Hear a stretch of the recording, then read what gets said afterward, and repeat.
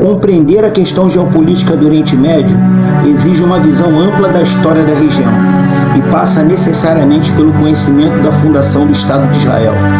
Se a existência de Israel atual ela é recente, a independência dela data de 1948.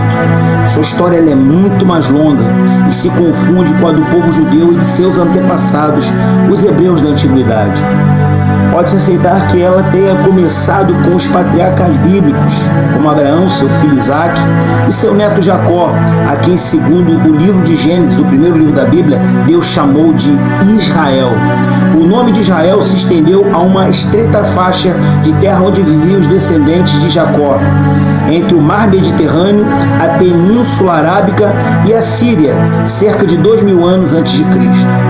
Por se tratar de um local que constitui uma ponte natural entre a Ásia, a África e a Europa, a região foi sempre disputada e da antiguidade até meados do século XX, os grandes impérios ali se impuseram.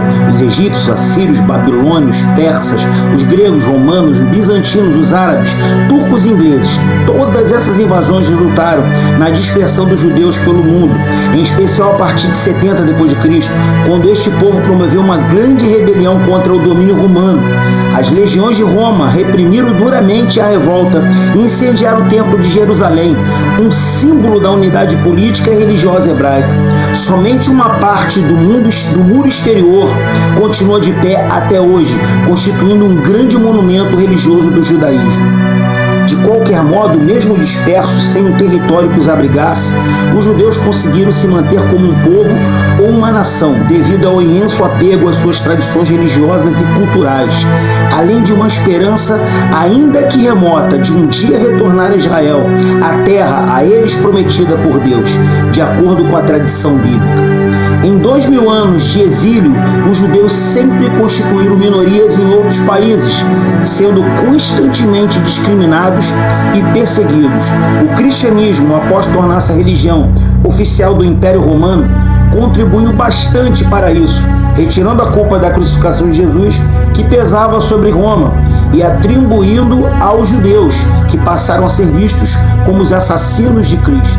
Não é difícil imaginar o que lhes aconteceu durante a Idade Média ou a Contra-Reforma, quando a Igreja Católica imperava. O sionismo em meados do século XIX. A maior parte dos judeus se encontrava nos países da Europa Oriental, como a Polônia, a Lituânia, a Hungria e a Rússia. E nessa época, a antiga Israel era uma província do Império Turco denominada Palestina.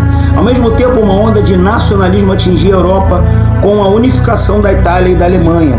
Desenvolveu-se então também entre os judeus um movimento nacionalista que se orientava pela ideia de recriar uma nação judaica no território de sua pátria ancestral. O movimento recebeu o nome de sionismo, que se origina de Sion, a antiga designação de uma colina de Jerusalém, que passou a denominar esta mesma cidade, bem como a própria Israel. Na Basileia, Suíça, em 1897, teve lugar o primeiro congresso sionista, presidido por Theodor Herzl, o fundador do movimento. Seu objetivo era obter um documento reconhecido internacionalmente que legitimasse o estabelecimento dos judeus na Palestina.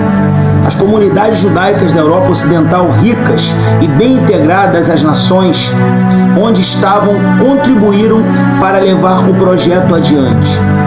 Pântanos e desertos, milionários judeus, com a célebre família Rothschild, doaram dinheiro para se comprarem terras dos proprietários árabes da região. Embora se tratasse de uma área de pântanos e desertos, muitos jovens judeus da Europa Oriental se dispuseram a colonizá-la para escapar às perseguições e à falta de perspectiva nos países onde viviam. Na nova antiga pátria, adotaram o velho idioma hebraico como língua comum. No começo não houve oposição ao projeto por parte dos árabes, que vendiam os terrenos e conviviam pacificamente com seus compradores. Assim, novas levas de imigrantes judeus foram chegando à Palestina entre 1904 e 1914. A explosão da Primeira Guerra Mundial alterou o equilíbrio da região e comprometeu as relações entre árabes e judeus, que já chegavam ao número de 60 mil, devido ao petróleo que já se transformara em fonte essencial de energia para o mundo. o Oriente Médio tornou-se foco de disputa entre as grandes potências envolvidas no conflito. O controle do petróleo poderia assegurar a vitória de uma das partes para enfrentar seus inimigos alemães e turcos. A Inglaterra armou os árabes. Há um filme clássico sobre o tema, Lawrence da Arábia, de David Lean, que é imperdível. Mandato britânico com o fim da Primeira Guerra. O Império Britânico, vitorioso, impôs seu poder em todo o Oriente Médio. Seu domínio foi marcado pelo desenvolvimento da economia e da infraestrutura da região, ferrovias, rodovias, sistemas de abastecimento de água e etc., atraindo novas levas de imigrantes judeus. Em 1931, eles já eram cerca de 170 mil e suas colônias agrícolas progrediam, assim como suas cidades de Jerusalém, Tel Aviv e Haifa, onde se construíram fábricas, escolas e hospitais. Data desse movimento a deteriorização da relação entre árabes e judeus. A elite árabe não via com bons olhos os ideais democráticos judaicos, nem a modernização social que eles promoviam. Líderes de comunidades árabes da Palestina passaram a incitar seu povo contra os invasores. Vieram as primeiras agressões. Os ingleses, a princípio, mantiveram-se omissos. Depois, para preservar seus interesses, petrolíferos procuraram agradar os árabes, limitando a imigração de judeus e a compra de terras na Palestina. Por sua vez, para se defenderem, os judeus criaram um exército, a Haganá, defesa em hebraico, que se manteve na clandestinidade desde sua fundação em 1920, até a independência de Israel, 28 anos depois. Segunda Guerra Mundial. A Segunda Guerra Mundial gerou nova reviravolta no Oriente Médio. Fascistas, italianos e nazistas alemães apoiaram o árabe com armas e dinheiro para combater ingleses e judeus. Estes, apesar da posição hostil da Inglaterra, aliaram-se a ela em combate ao inimigo comum. Entretanto, em 1942, quando circularam notícias dos campos de extermínio na Europa, grupos judeus passaram a enfrentar tanto árabes quanto britânicos, e a Haganá passou a trabalhar pelo fim do mandato britânico na Palestina, bem como criou um serviço de imigração ilegal para Israel. Com o fim da Segunda Guerra, as organizações judaicas passaram a resgatar os que escaparam do Holocausto nazista e a embarcá-los clandestinamente para Israel. A Inglaterra tentou impedir o desembarque dos refugiados, um dos episódios mais vergonhosos da sua história. Afinal, tratava-se dos sobreviventes de um dos mais cruéis massacres da história. A pressão internacional, os altos custos militares de ocupação da Palestina e as ações guerrilheiras dos grupos judeus forçaram a Grã-Bretanha a levar a questão para a recém-fundada Organização das Nações Unidas, Independência de Israel.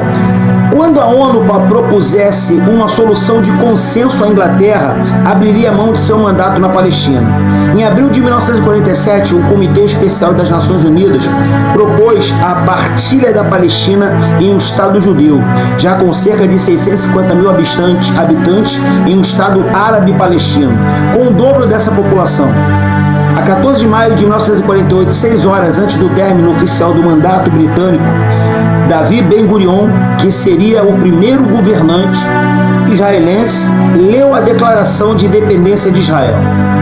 Os Estados Unidos e a União Soviética, as potências do pós-guerra, reconheceram rapidamente o novo Estado. Porém, já no dia seguinte à independência, os árabes se uniram para atacar Israel. Os judeus resistiram e venceram seus adversários. Na guerra, conquistaram 78% do território palestino, 22% a mais do que previa o plano de partilha da ONU para alojar a população árabe. Em 1949, firmou-se o primeiro acordo de paz entre os árabes e o Estado de Israel, já reconhecido pela comunidade internacional, inclusive o Brasil. Infelizmente, a paz e a convivência harmoniosa entre os povos da região não teve continuidade até hoje, assim como o Estado palestino ainda não conseguiu ser efetivamente criado, de meados do século XX até o início do século XXI. A história de Israel e do Oriente Médio é marcada por tantos problemas e conflitos que constitui uma nova epopeia, quase tão longa quanto a dos 5.000 anos anteriores. Meu irmão, Sabendo isto que a história nos narra, nós temos que ter ciência de que tudo está no controle do nosso Deus Todo-Poderoso. Tudo está nas mãos do Senhor. Ele sabe o início, o meio e o fim de toda a história. Por isso, tudo o que está acontecendo corrobora para que seja cumprido o que está sendo dito nas suas escrituras há muitos séculos. A palavra do Senhor ela é fiel e justa e ela vai se cumprir. Isso é apenas mais uma das guerras propostas a qual o livro de Mateus 24 nos declara: e ouvireis falar de guerras e rumores de guerras, mas que nós não devemos ficar escandalizados e nem mesmo preocupados, pois ainda não é o fim. Mas certo é que um dia a trombeta eclodirá e Cristo irá se ressurgir. E eu creio neste dia do arrebatamento e da vinda do nosso Senhor e Salvador Jesus Cristo. Pense nisto, medite nessas coisas. Jesus